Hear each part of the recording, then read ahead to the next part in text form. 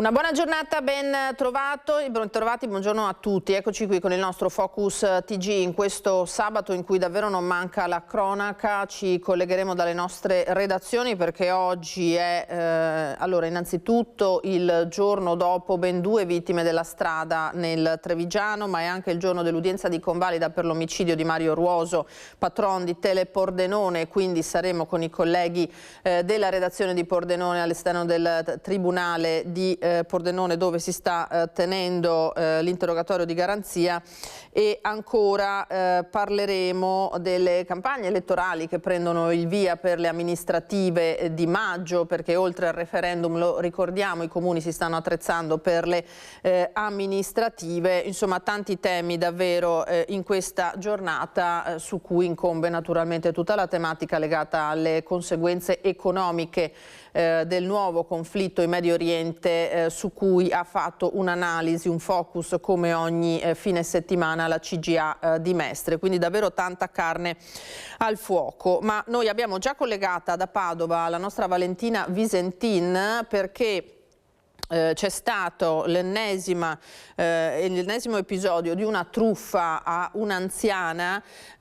Siamo sempre alle solite, la truffa del finto incidente, un escamotage naturalmente per estorcere denaro a queste persone più fragili, ma non l'ha fatta franca il responsabile, perché c'è stato un arresto. Allora Valentina, a te con Federico Cibotto da Padova. Sì, buongiorno Lina, l'ennesima truffa ad un'anziana, ma questa volta fortunatamente tutta l'area furtiva è stata riconsegnata alla vittima di questo episodio, perché gli agenti della squadra mobile di Padova hanno intercettato il truffatore, un 21enne di origine egiziana residente a Napoli, proprio mentre stava per entrare in azione. Cosa è accaduto? Giovedì 5 marzo gli agenti della squadra mobile stavano osservando questo 21enne, l'hanno visto mentre riceveva una telefonata. Prima l'attendeva, poi riceveva questa telefonata. Non appena il giovane ha ricevuto la telefonata, si è diretto verso un taxi e ha raggiunto Maserà di Padova, un comune della periferia, e qui si è diretto proprio a casa di un'anziana, e poi è stato visto uscire in velocità. Gli agenti, dopo un inseguimento, l'hanno bloccato e l'hanno trovato con 6.500 euro, soldi che aveva appena estorto all'anziana dopo averle raccontato la solita storia della figlia che era stata appunto protagonista di un incidente stradale che aveva proprio causato, e che quindi l'anziana doveva consegnare 6.500 euro di cauzione. La donna aveva capito solo in un secondo momento che si trattava di una truffa, aveva tentato di evitarla, ma il ragazzo era entrato in casa e le aveva portato via i soldi. È stato appunto bloccato, e tutta la refurtiva che era stata estorta con questa scusa del finto incidente è stata restituita alla vittima. Si tratta dunque di l'ennesimo arresto che si incardina nella vasta operazione avvenuta circa 3 mesi fa tra Veneto e Campania, con lo smantellamento di un'associazione per delinquere finalizzata alle estorsioni e alle truffe proprio ai danni degli anziani, e che ha disposto già in passato 11 provvedimenti cautelari nei confronti di appunto altrettante persone che fanno parte di un'associazione a delinquere che ha come capo promotore un 32enne pregiudicato di un noto clan camorristico di Forcella. Anche il 21enne egiziano arrestato ieri è residente a base a Napoli. Soddisfatto il questore di Padova Marco Dorisio, che ha appunto sottolineato come sia massima l'attenzione per tutelare gli anziani, persone spesso che sono colpiti da queste truffe, sono spesso persone sole o fragili che fanno appunto fatica a difendersi da questi malfattori senza scrupoli. Il caso di Padova però non è stato l'unico in questi giorni. Un altro truffatore è stato arrestato su disposizione della procura di Rovigo dopo aver derubato un'anziana fingendosi un maresciallo. Il servizio di Francesco Rattaio, e poi la linea può tornare allo studio. Se fosse andata a segno, la truffa avrebbe fruttato oltre 30.000 euro. Ancora una truffa ad un'anziana, ancora con la tecnica del finto maresciallo dei carabinieri. Fortunatamente la polizia della questura di Rovigo aveva notato e seguito un 23enne che si era spostato dal capoluogo rodigino fino a Monselice. L'uomo si era presentato alla porta di un 85enne che un complice aveva precedentemente chiamato fingendosi un carabiniere, raccontando di una rapina ad una gioielleria compiuta con un'auto con targhe che risultavano intestate al marito defunto. Dopo 2 ore ininterrotte di colloquio, la donna veniva convinta che, per accertare la sua estraneità ai fatti, doveva consegnare i suoi gioielli per controllare che non fossero parte del bottino della rapina. Il 23enne, entrato in casa della signora, aveva anche approfittato della sua prostrazione per rubarle 3.000 euro in contanti che nascondeva in un cassetto, fuggendo coi soldi e i gioielli della vittima. Il malvivente era poi tornato in stazione a Rovigo, dove è stato fermato dalla polizia mentre stava per salire su un Frecciarossa diretto a Bologna. I poliziotti sono riusciti a bloccare il 23enne, proveniente da fuori regione e incensurato, con tutti i gioielli sottratti alla donna di Monselice. L'uomo è stato processato per direttissima. Il giudice ha convalidato l'arresto e applicato la misura cautelare dell'obbligo di dimora nella città di residenza, oltre a notificargli il foglio di via dalla città di Rovigo.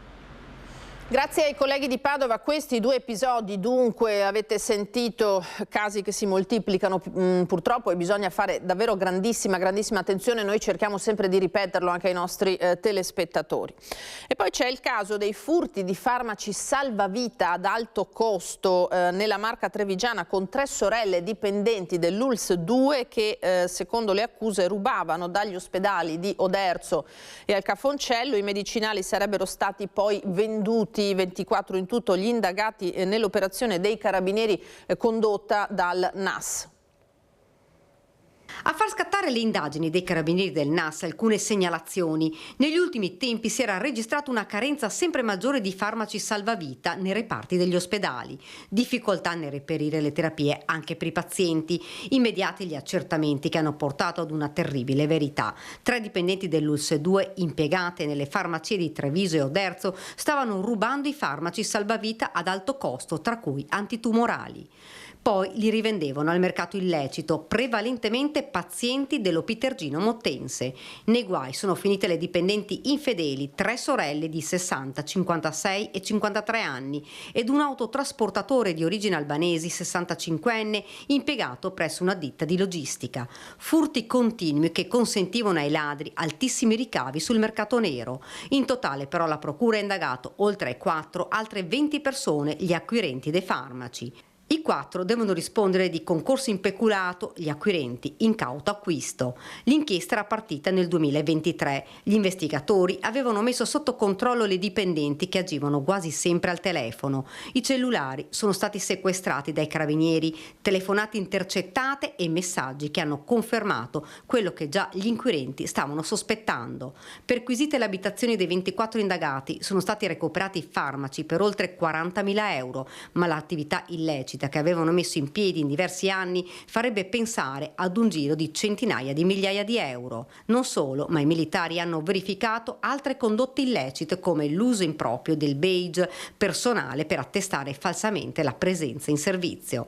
La direzione generale dell'ULSS 2 in una nota ha espresso il proprio ringraziamento ai militari per la professionalità e l'efficacia dell'operazione svolta, confermando che le segnalazioni erano partite dalle stesse strutture sanitarie. Mi auguro che venga fatta ovviamente giustizia. Sottrarre dei farmaci a persone che ne hanno bisogno, che sono malati, per ricavare dei guadagni personali, oltre che un reato, è un fatto di una gravità morale incredibile, e quindi spero che i responsabili paghino per quello che hanno fatto, ma soprattutto spero che, facendo chiarezza, poi siano episodi che non si ripetano mai più e che rimanga un brutto episodio ma isolato. È inaccettabile lucrare sulla salute di persone che soffrono e aggravare così i costi a carico del servizio pubblico, lo dichiara il presidente della regione Veneto Alberto Stefani. Il sistema truffaldino era ramificato e ben organizzato. Tra i tanti reati che le forze dell'ordine riescono a contrastare, conclude, questo è assolutamente tra i più gravi.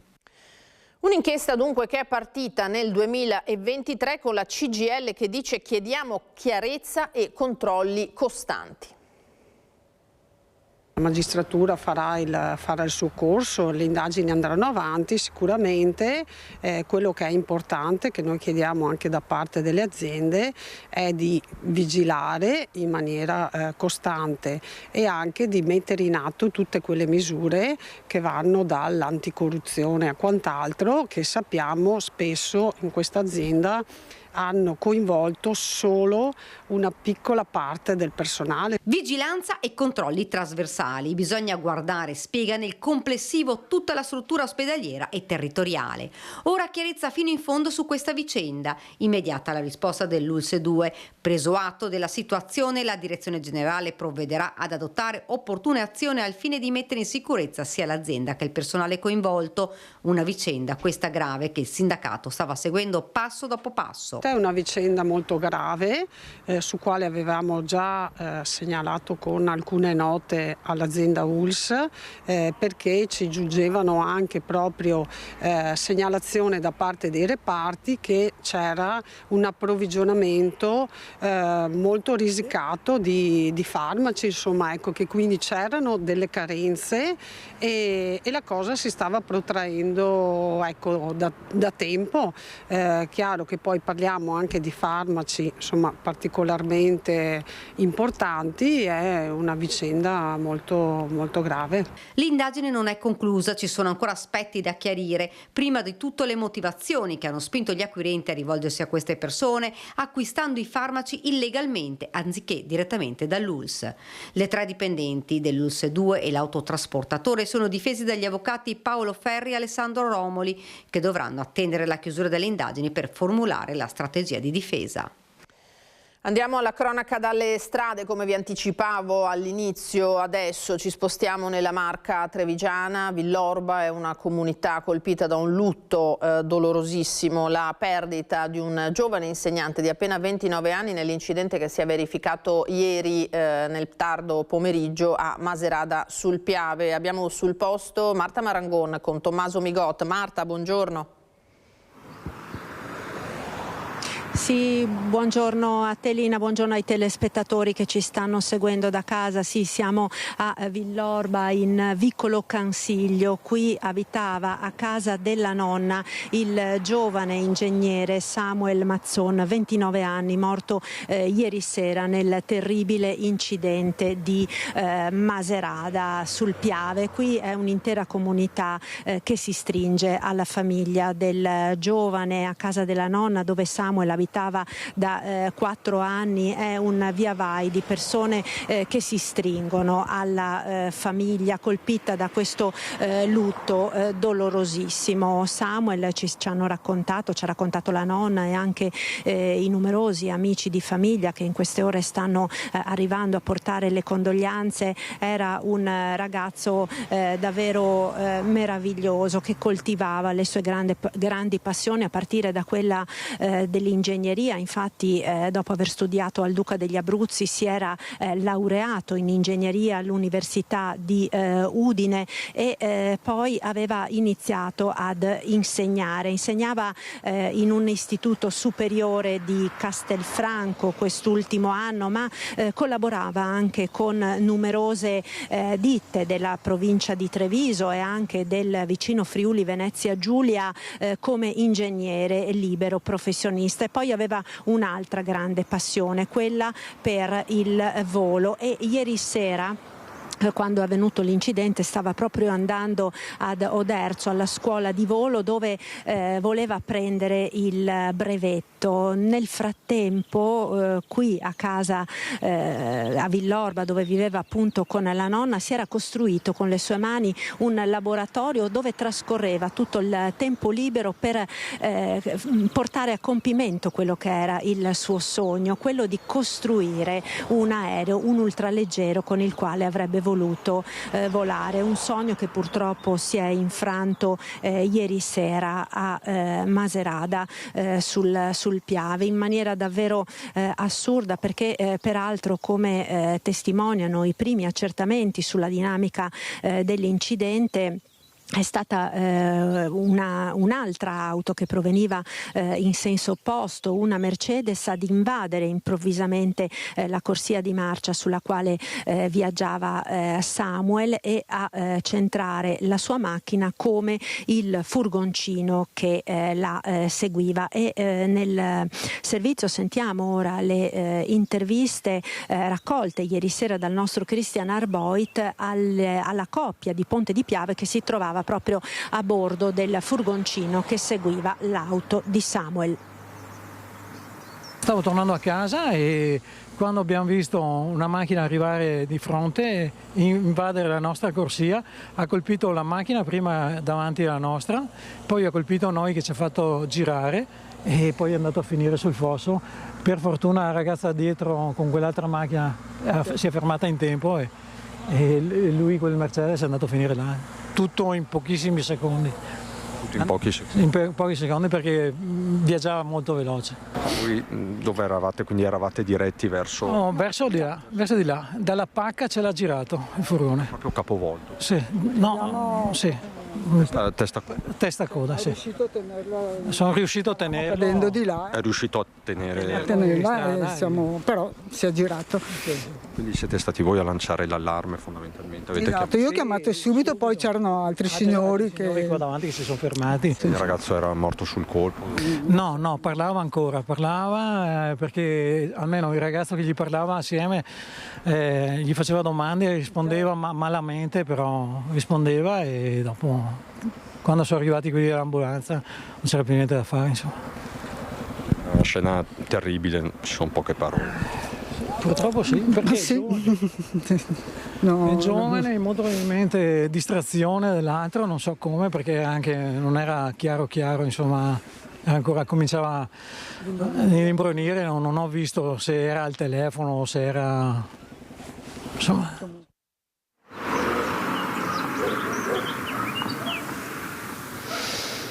Ecco Lina, queste dunque le interviste che sono state raccolte ieri sera subito dopo l'incidente dai testimoni che hanno assistito alla scena. Samuel Mazzon, oltre alla nonna con la quale abitava qui a Villorba, lascia i genitori, un fratello e due sorelle. Da Villorba è tutto. Restituisco la linea allo studio. Grazie a Marta Marangona e Tommaso Migot per questo contributo, a Christian Arboit che ha raccolto le interviste ieri sera sul luogo di questa ennesima tragedia della strada, perché salgono nella Marca trevigiana a 8 le vittime purtroppo di incidenti, perché ieri, come detto, c'è stata un'altra tragedia. Stavolta a Maser, una donna del posto, un'anziana di 84 anni, morta dopo essere stata travolta da un furgoncino in via Cornuda, e anche in questo caso le indagini sono in corso. L'impatto violentissimo, poi lo sbalzo per diversi metri non hanno lasciato scampo a Rita Zigliotto, 84 anni, morta praticamente sul colpo mentre si stava recando a casa di un'amica. Sono circa le 16:30 in via Cornuda a Maser, sulla strada bassanese, quando il furgoncino condotto da un quarantenne rumeno la travolge. La donna in quel momento pare stesse attraversando. Di certo il mezzo l'ha colpita violentemente con la fiancata destra e lo specchietto laterale, scaraventandola a terra per una decina di metri. Sul posto arrivano medico e infermieri del SUEM 118 e gli agenti della polizia stradale del distaccamento di Castelfranco Veneto. Dalla centrale del Caponcello di Treviso si leva anche l'elicottero Leone 1 che, vista la situazione, rientra presto alla base. La dinamica ora va ricostruita. Sotto la lente c'è anche la velocità del furgoncino. La comunità di Maser è incredula. Sono profondamente addolorata, dispiaciuta di questa tragedia. Quella strada purtroppo incidenti ne sono successi, non uno, però non così gravi, ecco. Ed è una strada che mi preoccupa molto, perché i residenti molte volte mi segnalano velocità folli su quel tratto stradale. Una strada nota, finita anche nel monitoraggio avviato 3 anni fa dalla prefettura di Treviso. Qui doveva essere installato un autovelox, poi, visto il clima di caos sui dispositivi non ancora sciolto dal Ministero, non si è fatto più nulla. Dovremo tutti riflettere, soprattutto quelli che protestano contro i T-Red e contro gli autovelox. E un altro incidente stradale ancora, ci spostiamo verso il Bassanese, si è verificato ieri in tarda serata a Marostica. Uno scontro frontale tra due vetture si è verificato nella tarda serata di venerdì 6 a Marostica lungo la provinciale 71, via Consagrollo. Intorno alle 23:15 i due veicoli si sono scontrati per causa del vaglio dei carabinieri. Uno dei due è finito all'esterno della carreggiata, ribaltato sul fianco. Sul posto sono intervenuti tempestivamente i vigili del fuoco di Bassano che hanno messo in sicurezza le vetture coinvolte e l'intera sede stradale, evitando ulteriori rischi per la circolazione. Gli occupanti delle auto sono stati affidati alle cure del personale sanitario del SUEM 118 arrivato con un'ambulanza proveniente dall'ospedale San Bassiano, prestando le prime cure ai feriti prima del trasferimento per ulteriori accertamenti. Nonostante l'orario tardo, la circolazione ha subito rallentamenti tra Marostica e Vallonara, anche a causa della lunghezza delle operazioni di soccorso e di rimozione dei mezzi coinvolti. Torniamo ai furti adesso, perché sono accusati di reato aggravato in concorso 3 dipendenti di una ditta orafa, rimaniamo nel Vicentino, che avrebbero sottratto denaro e lingotti. Ad accorgersi della mancanza di oggetti in oro da una ditta orafa con sede a Vicenza è stato lo stesso titolare. Gli erano stati sottratti alcuni lingotti oltre a denaro contante. Sul posto sono arrivati gli agenti della questura che hanno raccolto la denuncia dell'imprenditore e verificato le immagini del sistema di videosorveglianza interna. Grazie alle riprese sono stati riconosciuti e individuati 3 dipendenti italiani della ditta, un 23enne, un 55enne e un 56enne. Le successive perquisizioni hanno consentito di recuperare la rifurtiva, circa 3.500 euro in contanti, lingotti d'oro riconducibili a quelli che erano stati asportati e un ulteriore lingotto verosimilmente in oro del peso di 1,2 kg e del valore di circa 170.000 euro. Per quest'ultimo pezzo è in corso l'analisi sull'effettiva composizione aurea. I 3 sono stati denunciati per furto aggravato in concorso. A Treviso adesso, perché è tornata al lavoro nella sua bancarella Giuseppina Gottardo, da 60 anni la fioraia di Treviso. Martedì era rimasta lievemente intossicata da dello spray urticante gettato a terra da alcuni ragazzini. Li perdono, ma vorrei che mi chiedessero scusa, ci ha detto l'86enne, che per noi è stata sentita a microfono da Nicola Marcato. Lei li perdona adesso?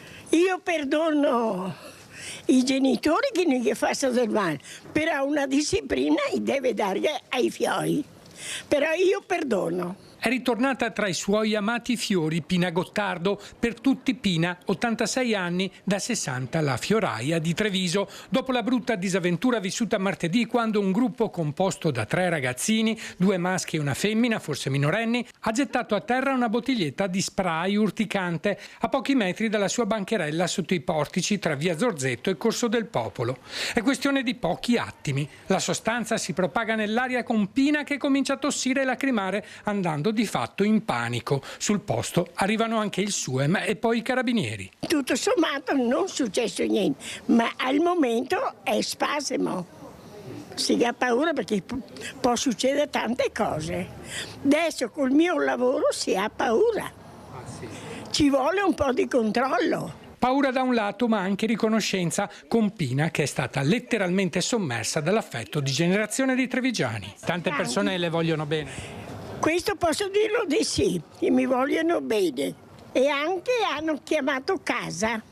Cosa era successo? Pina pensa poi a quei giovani che dopo aver gettato a terra la bottiglietta con lo spray sono scappati. Sì. Vorrebbe che le facessero le scuse? Beh, questo mi farebbe piacere. Sì, io sono qua ancora che continuo a lavorare con mia figlia. E spero che non succeda le robe brutte. L'età è alta, tanti anni che sono qua, mi sembra che deve essere un po' più regola.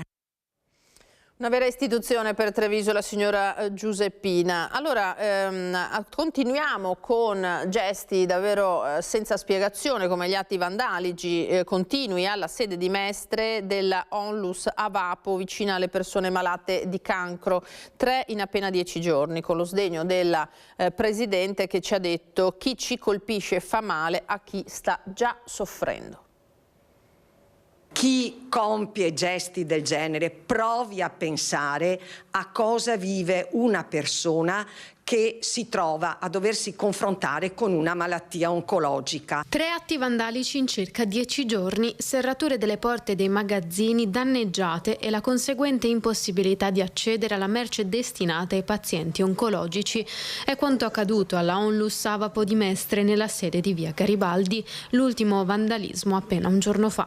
Una delle 2 porte di accesso alla sede era impossibile utilizzarla perché la serratura era stata, sigillata con dell'attac. Attacchi che sono iniziati lo scorso 23 febbraio con un colpo alle serrature dei garage, a cui ne è seguito un secondo appena una settimana dopo, quando le porte erano già state aggiustate. Il giorno successivo abbiamo trovato l'attac sulla cassetta delle lettere, su uno era stato inserito dell'attac, nell'altro una chiave spezzata. Chiesto l'intervento della ditta, ovviamente è intervenuta in urgenza, ha cambiato le serrature che hanno avuto un bel costo, si aggirava già sui 700 euro questo cambio.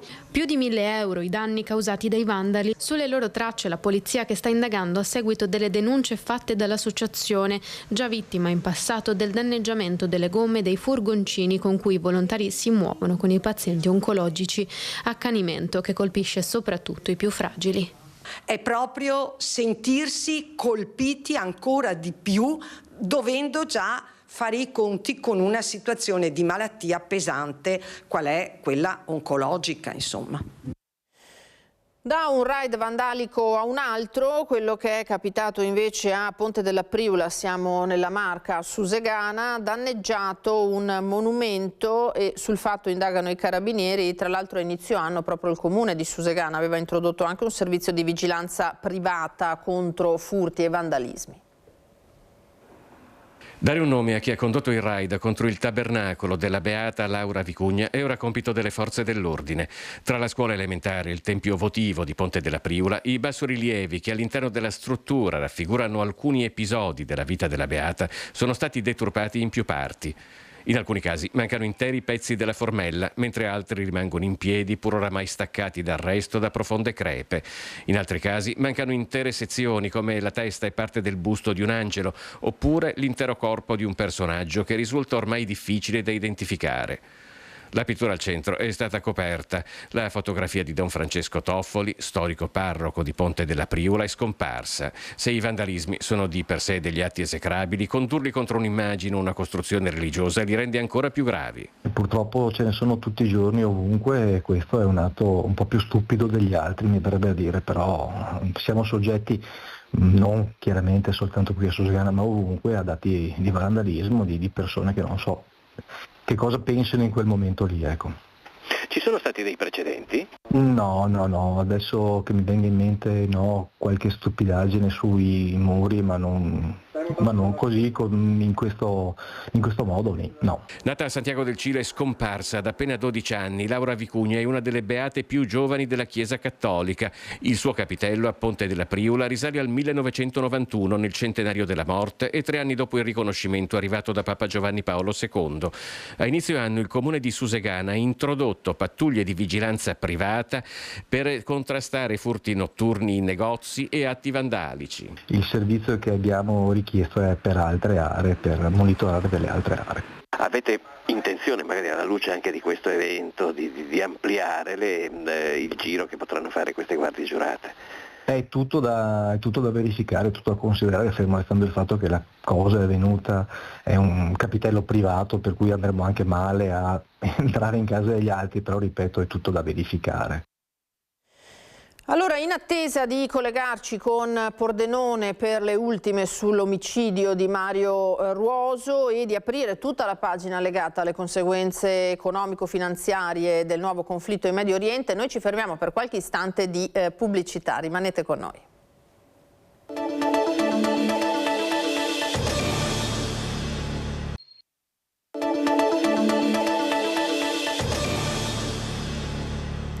Ritorniamo in diretta da studio con il nostro Focus TG, andiamo a Vicenza, il progetto del Metrobus, il comitato di Corso San Felice di commercianti e residenti contesta da tempo il tracciato lungo la via, un piano predisposto dal comune che non ha coinvolto a quanto pare il quartiere. Oggi i cittadini sono scesi in strada a protestare, allora sul posto per noi c'erano Daniele Garbini e Simone Squarcina, sentiamo.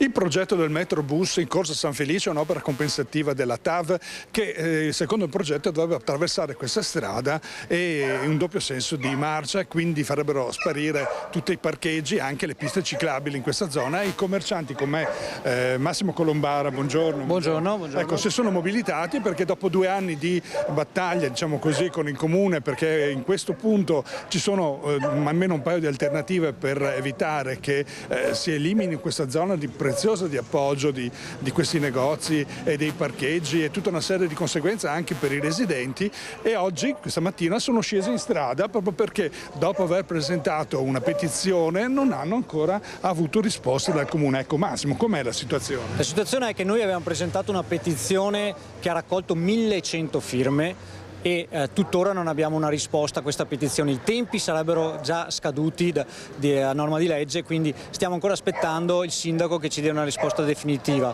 Nonostante ciò siamo ancora qua nel limbo ad aspettare che il nostro destino sia deciso.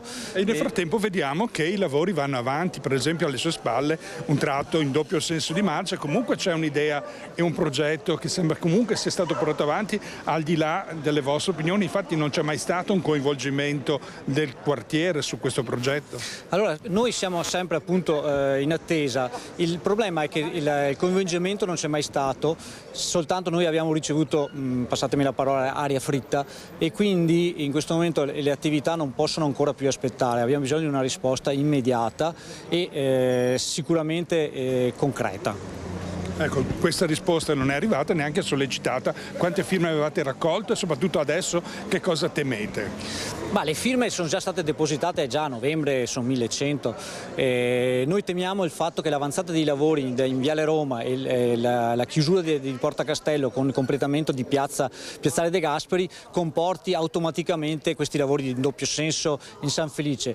Però noi continuiamo ad aspettare la risposta, quindi è dovere del comune intervenire. Ecco, voi avete anche ricevuto parzialmente, c'è un assessore competente Spiller, il sindaco, l'avete coinvolto? Noi abbiamo fatto numerosi incontri, anche coinvolgendo l'associazione di categoria, soltanto che attualmente anche le nostre proposte che erano state fatte di deviare questo Metrobus non sono state ancora probabilmente prese in considerazione. I tempi stringono. Ecco, e proprio su questo voi siete qui anche per dire non vi sta bene che cosa, e soprattutto vi state mobilitando perché non volete che il progetto passi sulla vostra testa senza il vostro coinvolgimento. È questo che succederà?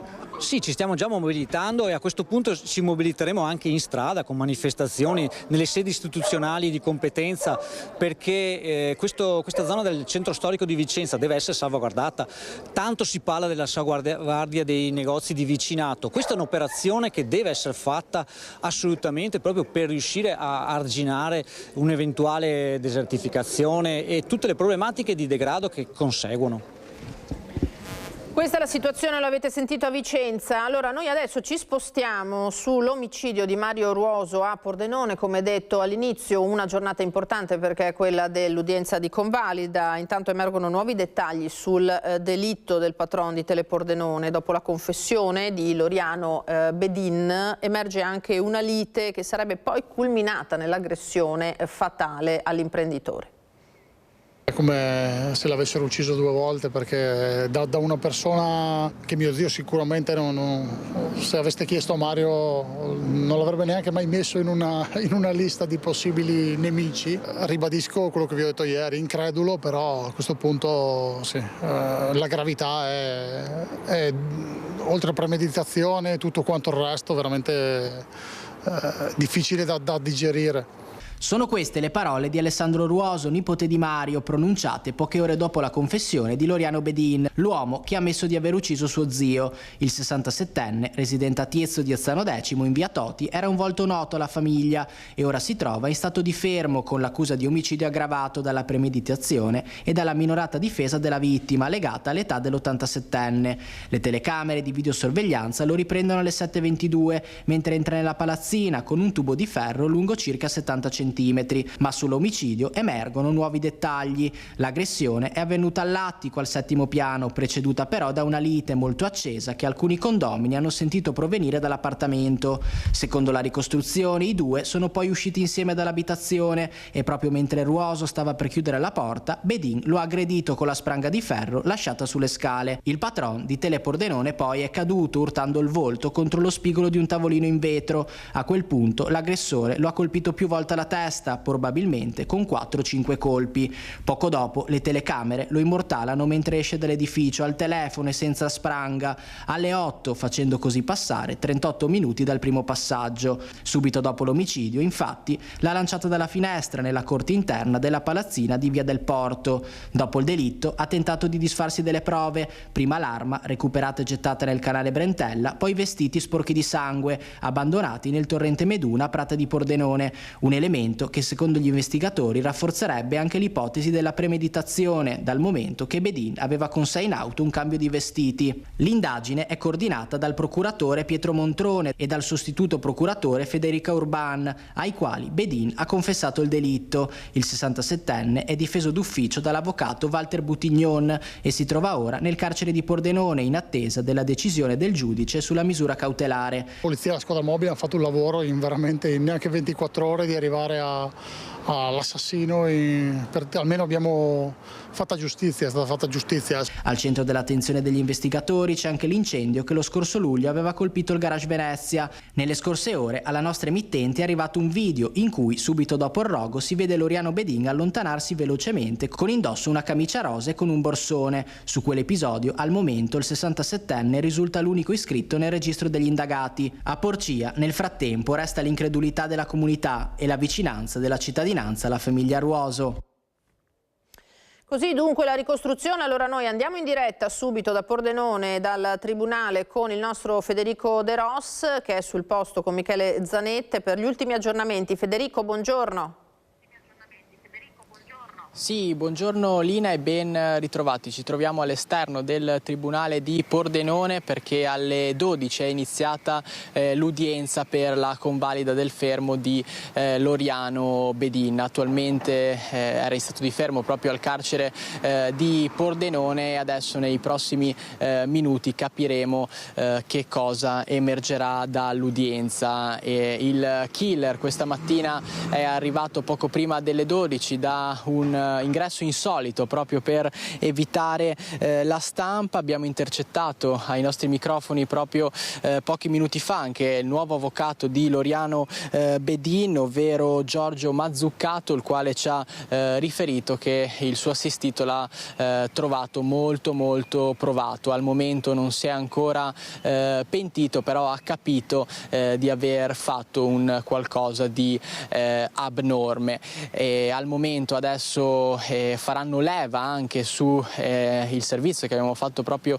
ieri sera, dove avevamo raccolto queste testimonianze per quanto concerne la lite al 7° piano dell'attico dell'appartamento del patron di Tele Pordenone Mario Ruoso. Un nuovo dettaglio che in qualche modo dà una nuova ricostruzione, perché in un primo momento si pensava che proprio lo stesso Loriano Bedin avesse aspettato, avesse fatto un agguato al cavalier Mario Ruoso uscendo dalle scale. In realtà è emerso che effettivamente alcuni condomini hanno sentito intorno alle 7:30 delle urla, parole molto accese fra lo stesso cavalier Ruoso e il presunto amico storico di una vita, e Loriano Bedin, tant'è che le telecamere di videosorveglianza lo immortalano alle 7:22 passare con questo tubo di ferro lungo 71 centimetri e poi riscendere a mani nude intorno alle 8, e quindi bisognerà capire che cosa è successo proprio tra questi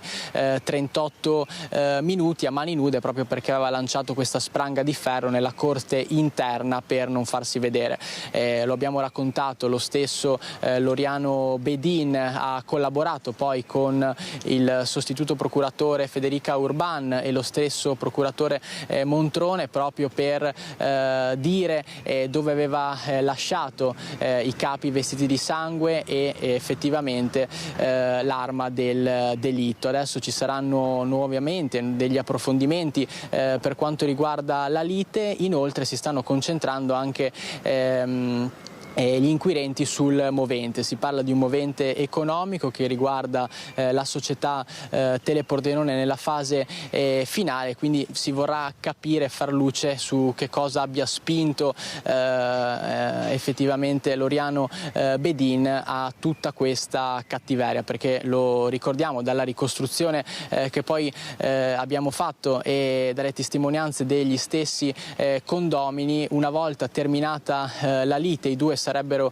usciti insieme dalla porta e nel momento in cui il cavalier Mario Ruoso stava proprio per chiudere la porta d'ingresso, lì ci sarebbe stata la prima aggressione. Alle spalle, con il tubo lasciato in un primo momento nell'atrio dell'appartamento, addirittura nelle scale, successivamente il cavaliere scivola, batte il volto su uno spigolo di un tavolo in vetro e poi lì ci sarebbero stati addirittura altri 4 o 5 colpi alla nuca. Ovviamente sarà l'autopsia prevista per la prossima settimana a chiarire definitivamente le cause del decesso. Noi al momento siamo ancora in attesa di capire che cosa succederà all'interno del Tribunale in merito all'udienza della convalida del fermo. Seguiranno sicuramente ulteriori aggiornamenti al telegiornale di questa sera. Per il momento da Pordenone è tutto. A te in studio.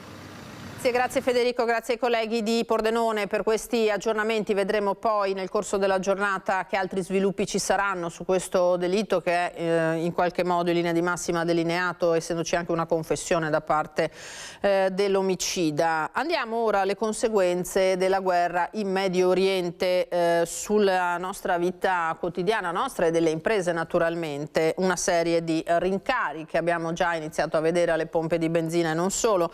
Secondo una stima della CGA di Mestre, il conflitto rischia di costare, pensate, 1 miliardo in più nel 2026 alle imprese venete, con la nostra regione terza dopo Lombardia ed Emilia Romagna per costi energetici da affrontare. I settori più a rischio rincari sono metallurgia, commercio, alimentari, alberghi e ristorazione, quindi con la stagione turistica che sta per aprirsi davvero una batosta, trasporti, logistica. Allora andiamo a sentire le parole del coordinatore del centro studi della CGA, Paolo Zabeo. Molto dipenderà dalla durata del conflitto. Se le ostilità dovessero proseguire per mesi, la chiusura dello stretto di Hormuz potrebbe provocare una nuova impennata dei costi. Bollette più care, aumento dei carburanti e rincaro dei noli marittimi. Il rischio è quello di ritrovarci con una nuova fiammata inflazionistica, capace di indebolire cittadini e imprese e rallentare la crescita del Veneto. Per questo sarà fondamentale intervenire rapidamente con misure europee e nazionali in grado di contenere il prezzo dell'energia e sostenere famiglie e aziende. E allora i rincari sono necessariamente sotto la lente delle autorità perché sono avvenuti, come dire, fin troppo presto rispetto a quelle che possono essere le conseguenze del blocco delle navi che trasportano i carburanti in Medio Oriente. Rafforzati i controlli dunque della Guardia di Finanza su tutta la filiera distributiva dei carburanti, proprio alla luce degli aumenti dei prezzi dei prodotti energetici registrati negli ultimi giorni. L'intensificazione dell'attività di controllo è scattata su indicazione del Ministero dell'Economia e delle Finanze di concerto con il Ministero delle Imprese e del Made in Italy. Gli interventi delle fiamme gialle saranno finalizzati da un lato a verificare l'osservanza delle norme in materia di trasparenza e pubblicità dei prezzi al consumo, dall'altro ad analizzare l'andamento dei valori di mercato dei prodotti energetici in tutte le fasi di commercializzazione, anche allo scopo di far emergere eventuali accordi anticoncorrenziali. C'è un po' di tutto istituto poi che si attiva quando ci sono problematiche internazionali di questo genere, lo sappiamo bene. Adesso andiamo a Bassano del Grappa, dove i colleghi hanno sentito i cittadini sui loro timori, sia per i rincari sia in generale per quello che è lo scenario internazionale purtroppo che si sta delineando, con un conflitto che non è stato lampo, lo abbiamo visto, e che potrebbe durare parecchio tempo. Vediamo.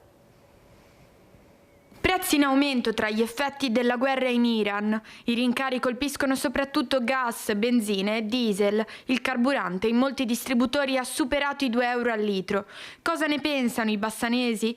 Più che al portafoglio, la loro preoccupazione va alle vittime innocenti e a tutte quelle persone che stanno vivendo il conflitto da vicino. Muoiono civili, bambini, ma scherziamo, va al di là dei prezzi questa cosa. Purtroppo i capi, quelli che decidono e pensano, fanno quello che vogliono e ritengono loro per interesse. È solo una questione di interesse. Io la penso così, e fanno morire la gente. È una bella preoccupazione, non indifferente, soprattutto per noi giovani che abbiamo già vissuto diverse crisi, da prima il Covid, per il quale io tra l'altro avevo già perso il lavoro una volta.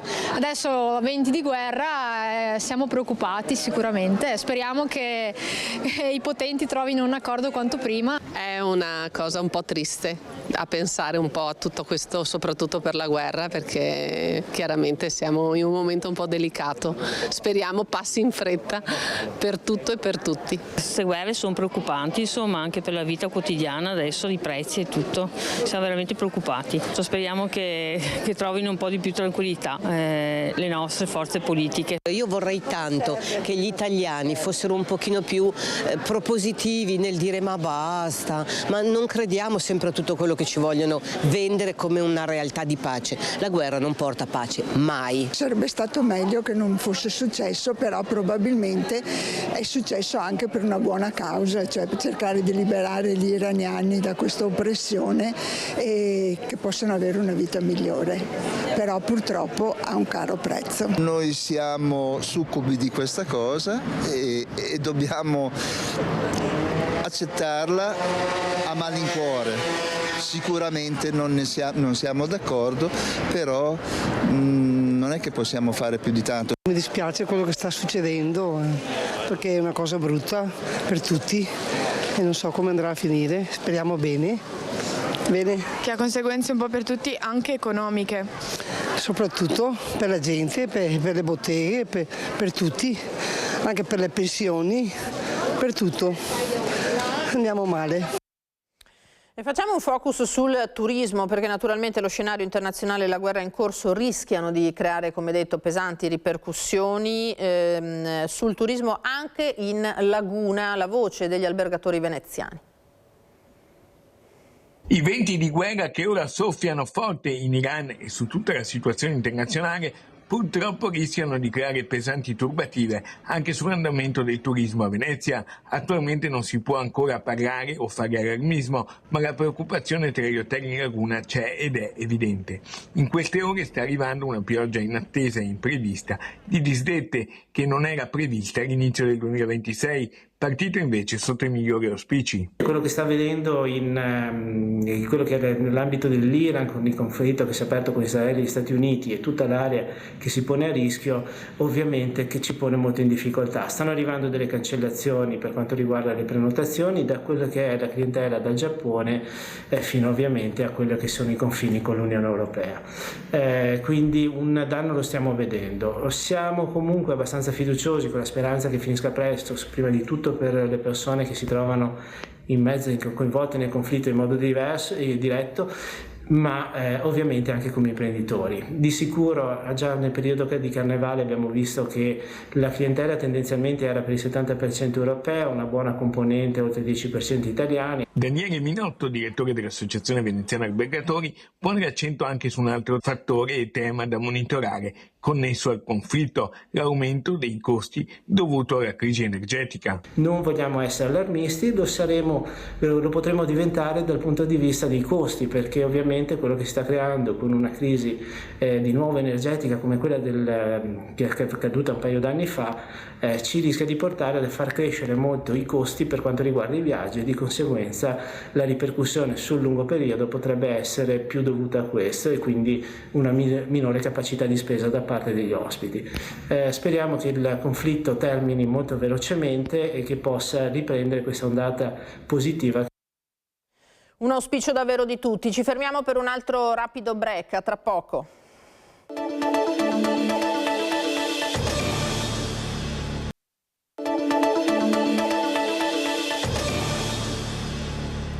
Ritorniamo in diretta da studio, ben trovati. Allora, siamo ai giochi di Milano Cortina 2026. Prima di tornare sulla cerimonia di inaugurazione delle Paralimpiadi di ieri sera all'Arena di Verona, ci colleghiamo in diretta con Tiziana Bolognani e Stefano Bozzi proprio da Cortina, perché parleremo di turismo sociale e inclusivo. Sanità Veneta che presenta il progetto che l'ha vista coinvolta nei mesi di preparazione dei giochi. Tiziana, buongiorno a te.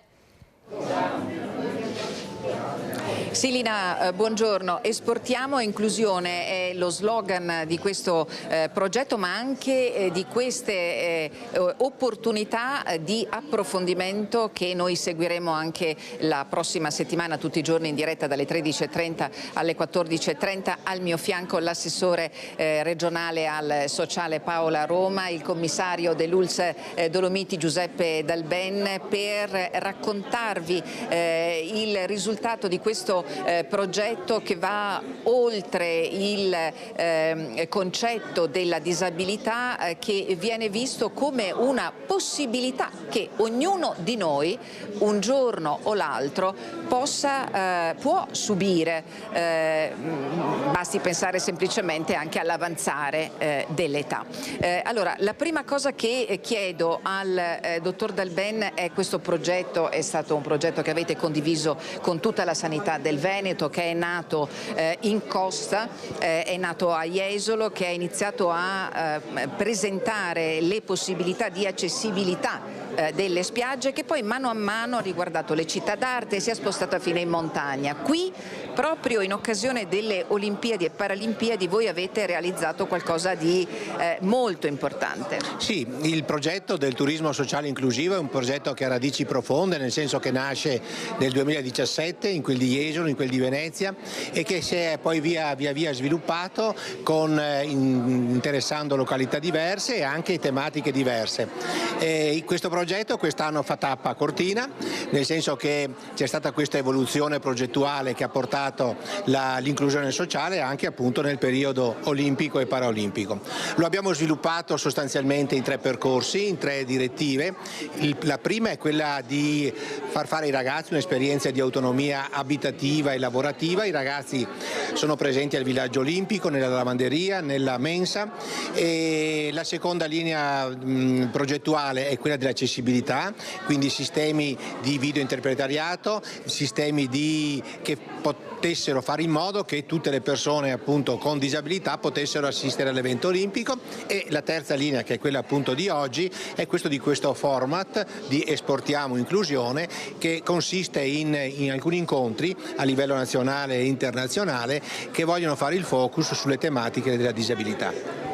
Assessore Roma, questa modalità, questa progettualità è stata immediatamente sposata ed inserita nel programma del Ministro dello Sport Abodi, ed è evidentemente motivo di grande soddisfazione per Regione Veneto. Sì, sono molto contenta, anche perché tra le mie deleghe c'è anche lo sport, e quindi credo che questa sia veramente una formula importante, non solo per far capire che l'autonomia delle persone va cercata di mettere a sistema all'interno della comunità, ma poi soprattutto perché lo sport è quel motore in cui vince la squadra, e credo che in questo progetto davvero si sia messo a fattor comune le autonomie dei ragazzi di stare insieme, poi di fare i volontari, poi di essere inseriti in un contesto sportivo, e naturalmente soprattutto quella di creare un'opportunità all'interno della comunità. Io credo che anche l'apertura di questo progetto anche a Don Ivano, che ringrazio, proprio della parrocchia di Cortina, sia stato quello di far capire che ognuno nella comunità ha un ruolo, ognuno può mettere un pezzetto per l'inclusione di tutti, ma soprattutto per l'autonomia delle persone.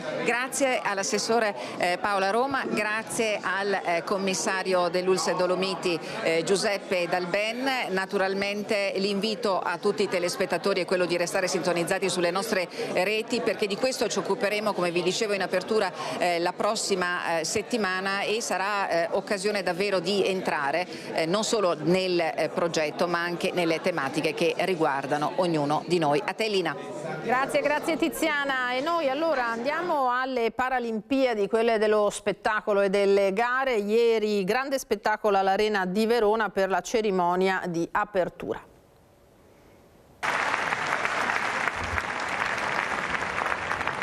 Dichiaro aperti i Giochi Paralimpici Invernali Milano Cortina 2026. Un lungo applauso, lo stesso che ha accolto il Presidente della Repubblica Sergio Mattarella al suo ingresso in arena, saluta anche l'inizio delle Paralimpiadi di Milano Cortina e spazza via per qualche minuto la lunga scia di polemiche che ha accompagnato questa edizione segnata dalle guerre.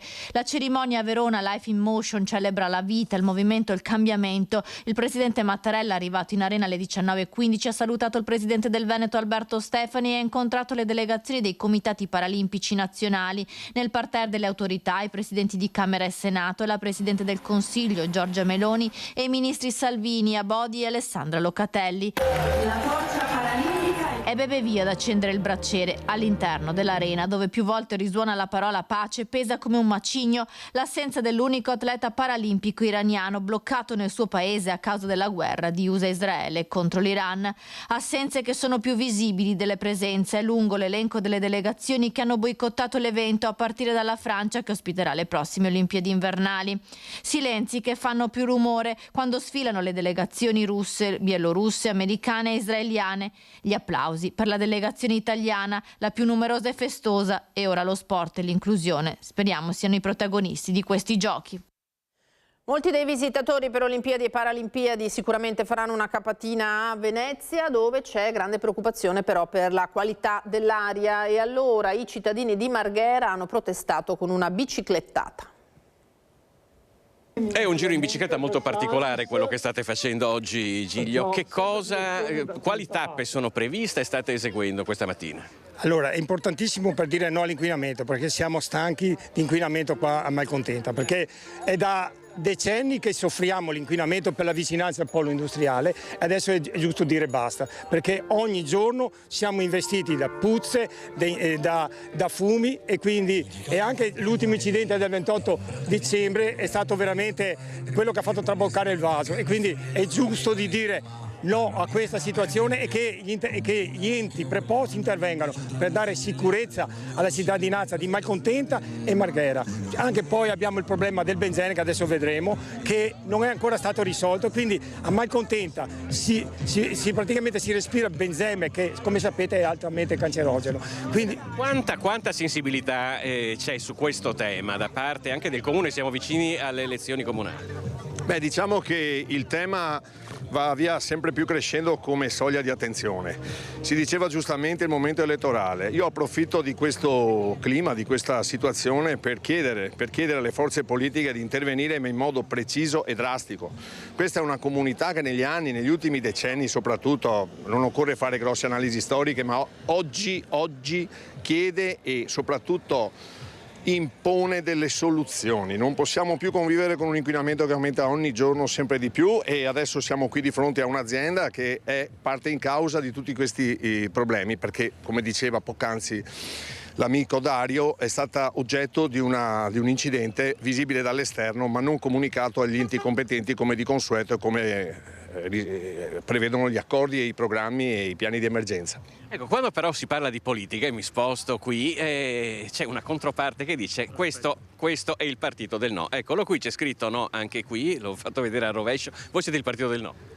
Ma diciamo tanti no, perché per lasciare spazio a tanti sì, però, perché se parliamo di inceneritori, gli inceneritori e discariche sono l'emblema di un sistema che non è più sostenibile, il pianeta ce lo sta dicendo. Noi dovremmo recuperare i rifiuti, dovremmo recuperare l'energia, dovremmo basare il nostro sistema su un concetto completamente diverso. Porto Marghera potrebbe essere un'occasione per una riconversione ecologica vera dell'economia, e invece continua a essere una terra di sacrificio dove si favoriscono impianti nocivi e quindi si sommano veleni nuovi come i PFAS a veleni vecchi che quest'area ha disseminato per decenni.